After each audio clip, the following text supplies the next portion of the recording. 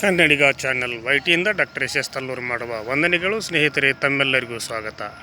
ನಾನಿವತ್ತು ಮಹಾ ದುರಂತದ ಸನ್ನಿವೇಶವನ್ನು ಈ ಸಂದರ್ಭದಲ್ಲಿ ಕನ್ನಡಿಗ ಚಾನಲ್ ವೈಟಿಯ ಎಲ್ಲ ವೀಕ್ಷಕರಿಗೆ ತಲುಪಿಸಲಿಕ್ಕೆ ಈ ಸಂಚಿಕೆಯನ್ನು ಮಾಡ್ತಾ ಇದ್ದೇನೆ. ಯಾಕಂದರೆ ನಾನು ಕೂಡ ನಿನ್ನೆ ನಿಜಕ್ಕೂ ಕೂಡ ಆ ಒಂದು ಸಂದರ್ಭದಲ್ಲಿ ಅಂದರೆ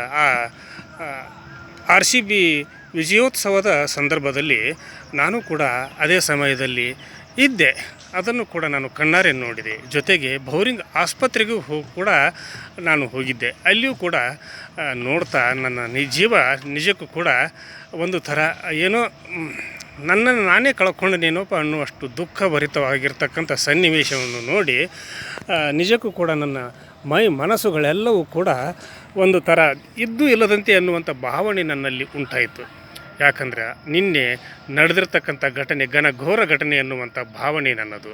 ಜೊತೆಗೆ ಈ ಘಟನೆಯಲ್ಲಿ ಮರಣ ಹೊಂದಿರತಕ್ಕಂಥ 11 ಜನರ ಅದು ಕೂಡ ಯುವ ಜನಾಂಗ, ಬಹಳ ಬದುಕಬೇಕಾಗಿರ್ತಕ್ಕಂಥ ಜನಾಂಗ ಹಾಗೂ ತಮ್ಮ ಮನೆಯವರನ್ನು ಸುಖದಿಂದ ಇಡಬೇಕಾಗಿರ್ತಕ್ಕಂಥ ಒಂದು ಯುವಕ ಯುವತಿಯರು ಹಾಗೂ ಇನ್ನೂ ವಿದ್ಯಾಭ್ಯಾಸ ಮಾಡ್ತಿರ್ತಕ್ಕಂಥ ಮಕ್ಕಳು ಅವರೆಲ್ಲರೂ ಕೂಡ ಇಹಲೋಕವನ್ನು ತ್ಯಜಿಸಿ ಹೋದದ್ದು ನಿಜಕ್ಕೂ ಕೂಡ ಒಂದು ಖೇದಕರ ಸಂಗತಿ, ದುಃಖದ ಸಂಗತಿ ಹಾಗೂ ಕರಾಳ ಸಂಗತಿ ಅನ್ನುವಂಥ ಭಾವನೆಯನ್ನು ಕನ್ನಡಿಗ ಚಾನಲ್ ವೈಟಿಯ ಮುಖಾಂತರ ಹೇಳ್ತಾ ಅವರೆಲ್ಲರಿಗೂ ಕೂಡ ನಾನು ತನ್ನ ಸಂತಾಪವನ್ನು ಹೇಳಲಿಕ್ಕೆ ಬಯಸ್ತೀನಿ.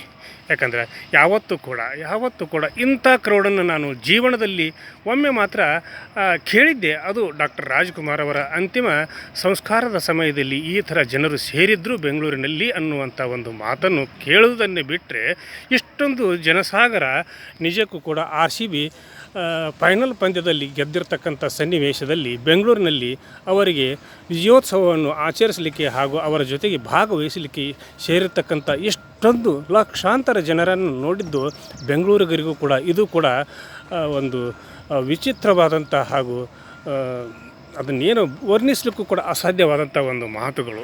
ಹೀಗಿರಬೇಕಾದ್ರೆ ಇಂಥ ಒಂದು ಸಮಯದಲ್ಲಿ ನಾವು ಪೊಲೀಸರನ್ನು ದೂಷಿಸುವುದರಲ್ಲಿ ಯಾವುದೇ ಒಂದು ಕಾರಣ ಇಲ್ಲ. ಯಾಕಂದರೆ ಪೊಲೀಸರು ಏನು ಮಾಡಬೇಕು, ಅವರು ಎಷ್ಟು ಜನರನ್ನ ಅಂತೇಳಿ ತಡೆಗಟ್ಟಲಿಕ್ಕೆ ಸಾಧ್ಯ ಆಗ್ತೈತಿ. ಜೊತೆಗೆ ಅವರು ಕೂಡ ನಮ್ಮಂತೆ ಮನುಷ್ಯರಲ್ಲವೇ ಅನ್ನುವಂಥ ಪ್ರಶ್ನೆಯನ್ನು ನಮ್ಮಷ್ಟಕ್ಕೆ ನಾವು ಹಾಕಿಕೊಂಡಾಗ ಪೊಲೀಸರ ಮೇಲೆ ನಾವು ಯಾವತ್ತೂ ಕೂಡ ದೂಷಿಸುವುದು ತಪ್ಪು.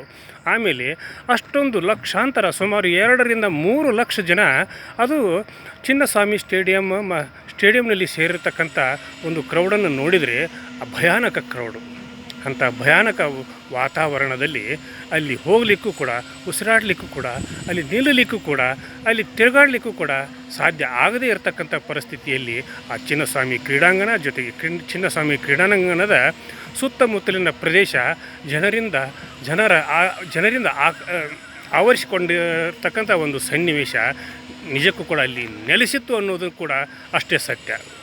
ಜೊತೆಗೆ ವಿಧಾನಸೌಧದ ಮುಂಭಾಗದಲ್ಲಿ RCB ತಂಡದ ಆಟಗಾರರನ್ನು ಸನ್ಮಾನ ಮಾಡಲಿಕ್ಕೆ ಆಯೋಜನೆ ಮಾಡಿರ್ತಕ್ಕಂಥ ಸಂದರ್ಭದಲ್ಲಿಯೂ ಕೂಡ ಅಲ್ಲಿಯೂ ಕೂಡ ಸಾಕಷ್ಟು ಪ್ರಮಾಣದಲ್ಲಿ ಜನರು ನಿಂತಿದ್ದರೂ ಕೂಡ ಈ ಎಲ್ಲವನ್ನು ನೋಡಿದಾಗ ಅಷ್ಟೊಂದು ಪ್ರಮಾಣದಲ್ಲಿ ಇರ್ತಕ್ಕಂಥ ಜನಸಂಖ್ಯೆಯ ಮಧ್ಯದಲ್ಲಿ ನಾವು ಹೋಗಿ ಅವರನ್ನು ಕಣ್ತುಂಬಿಕೊಳ್ಳಬೇಕೆಂಬ ಮಹದಾಶೆಯಿಂದ ಅಲ್ಲಿ ಕಾಲು ತುಳಿತಕ್ಕೆ ಒಳಗಾಗಿರ್ತಕ್ಕಂಥ ಹಾಗೂ ಅಲ್ಲಿಯ ಒಂದು ಪರಿಸ್ಥಿತಿಗೆ ಸಿಲುಕಿರ್ತಕ್ಕಂಥ ಹಲವಾರು ಜೀವಿಗಳು 11 ಜನ ಜೀವಿಗಳು ನಮ್ಮನ್ನು ಅಗಲಿ ಹೋದರು. ಅವರನ್ನು ನೆನೆಸ್ಕೊಂಡ್ರೆ ಕರಳು ಹಿಂಡಿದಂತಾಗ್ತೈತಿ. ಜೊತೆಗೆ ಆ ಒಂದು ಪರಿಸ್ಥಿತಿಯಲ್ಲಿ ಅವರ ಜೊತೆಗೆ ಹಾಗೂ ಅವರ ಮನೆಯವರು, ಅವರ ತಂದೆ ತಾಯಿಗಳು, ಅವರ ಸಹೋದರ ಸಹೋದರಿಯರು, ಅವರ ಬಂಧು ಬಳಗವನ್ನು ಸಂತೈಸಲಿಕ್ಕೆ ಕೂಡ ಯಾರಿಗೂ ಕೂಡ ಸಾಧ್ಯ ಆಗದೇ ಇರತಕ್ಕಂಥ ಒಂದು ಪರಿಸ್ಥಿತಿ ನಿರ್ಮಾಣ ಅಂತೂ ಆಗಿದೆ. ಅದನ್ನು ದುಡ್ಡು ಕೊಟ್ಟರೆ ಏನೆಲ್ಲ ಮಾಡ್ಬೋದು ಅನ್ನೋದು ತಪ್ಪು.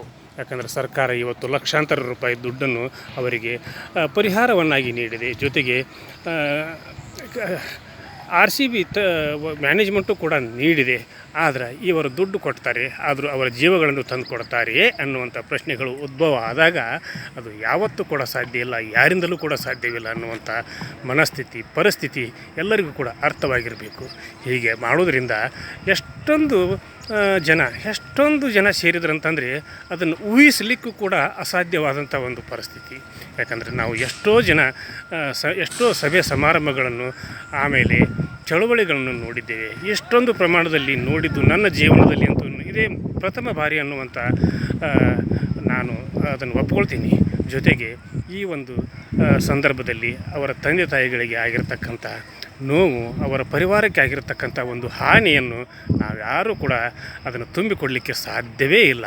ಇಂಥ ಪರಿಸ್ಥಿತಿಯಲ್ಲಿ ಅವರೆಲ್ಲರಿಗೂ ಕೂಡ ಸರ್ಕಾರ ಹಾಗೂ RCB ಮ್ಯಾನೇಜ್ಮೆಂಟು ಅವರ ಬೆಂಗಾವಲಾಗಿ ನಿಲ್ಲಬೇಕು.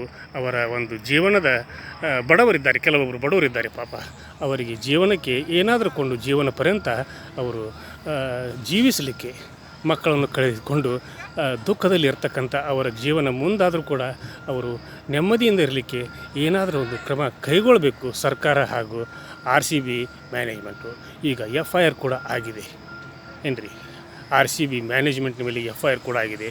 ಕೋರ್ಟು ಮಾನ್ಯ ನಮ್ಮ ಘನ ನ್ಯಾಯಾಲಯ ಅಲ್ಲಿಯ ಪರಿಸ್ಥಿತಿಯನ್ನು ಸ್ವಯಂ ಪ್ರೇರಿತವಾಗಿ ಅದು ಕೇಸನ್ನು ದಾಖಲು ಮಾಡಿಕೊಂಡಿದೆ. ಈಗ ನಮ್ಮ ಘನ ನ್ಯಾಯಾಲಯದ ತೀರ್ಪು ಏನೇ ಬಂದರೂ ಕೂಡ ನಾವು ಸ್ವಾಗತಿಸೋಣ.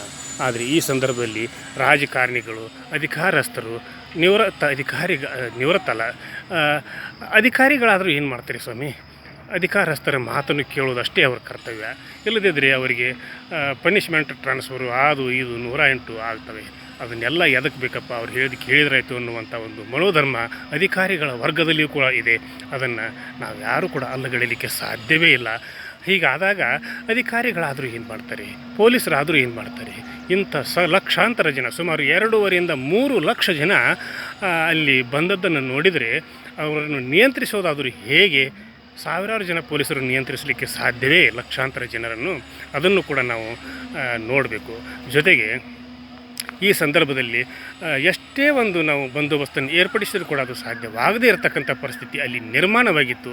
ಯಾಕಂದ್ರೆ KSRTC ಹಾಗೂ ಹಲವಾರು ಪ್ರಯಾಣದ ಒಂದು ನಾವು ವಿಚಾರವನ್ನು ತೆಗೆದುಕೊಂಡಾಗ ಅಲ್ಲಿ ದಾಖಲಾಗಿರ್ತಕ್ಕಂಥ ಪ್ರಯಾಣಿಕರ ಸಂಖ್ಯೆಯನ್ನು ಕೂಡ ನಾವು ಅವಲೋಕನ ಮಾಡಿದಾಗ ಅದು ನಿಜಕ್ಕೂ ಕೂಡ ಇಷ್ಟೊಂದು ಪ್ರಮಾಣದಲ್ಲಿ ಇತ್ತು ಅನ್ನೋದಕ್ಕೆ ಇದು ಒಂದು ಕೂಡ ಸಾಕ್ಷಿ.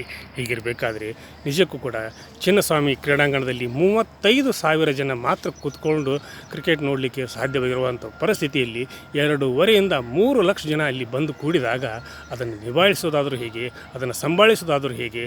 ಅಲ್ಲಿ ಯಾವ ರೀತಿ ನಾವು ಅದನ್ನು ಊಹಿಸಲಿಕ್ಕೂ ಕೂಡ ಅಸಾಧ್ಯವಾದಂಥ ಮಾತು.